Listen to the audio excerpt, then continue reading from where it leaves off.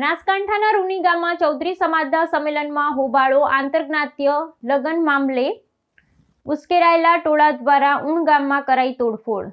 બનાસકાંઠા જિલ્લાના વાવ થરાદ પંથક હેઠળ આવતા ભાભર તાલુકાના રૂની ગામમાં આયોજિત ચૌધરી સમાજના સંમેલનમાં ભારે હોબાળો મચતા સમગ્ર વિસ્તારમાં તંગદિલીભર્યો માહોલ સર્જાયો છે। સમાજની દીકરીને પરત લાવવાની માંગ સાથે બોલાવવામાં આવેલી આ મહાપંચાયતમાં આગેવાનો અને યુવાનો વચ્ચે ઉગ્ર બોલાચાલી થતા વાતાવરણ ગરમાયું હતું। પરિસ્થિતિ એટલી હદે વણસી ગઈ હતી કે વક્તા ગંગારામ ચૌધરીનું સંબોધન અધ વચ્ચે અટકાવી દેવામાં આવ્યું હતું અને નારાજગીને કારણે સમાજના અગ્રણીઓને સભા સ્થળ છોડી રવાના થવાની ફરજ પડી હતી।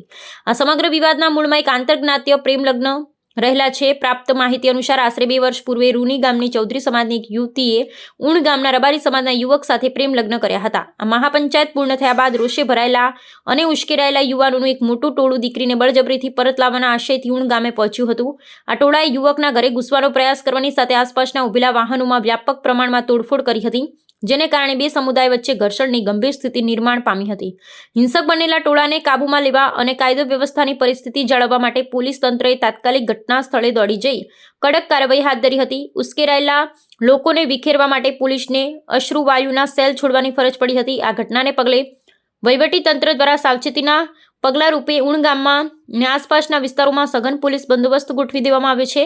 હાલમાં વિસ્તારમાં માહોલ અત્યંત તંગદિલી ભર્યા હોવાથી ઉચ્ચ પોલીસ અધિકારીઓ દ્વારા પરિસ્થિતિ પર સતત નજર રાખવામાં આવી રહી છે અને શાંતિ જાળવવા અપીલ કરવામાં આવી રહી છે।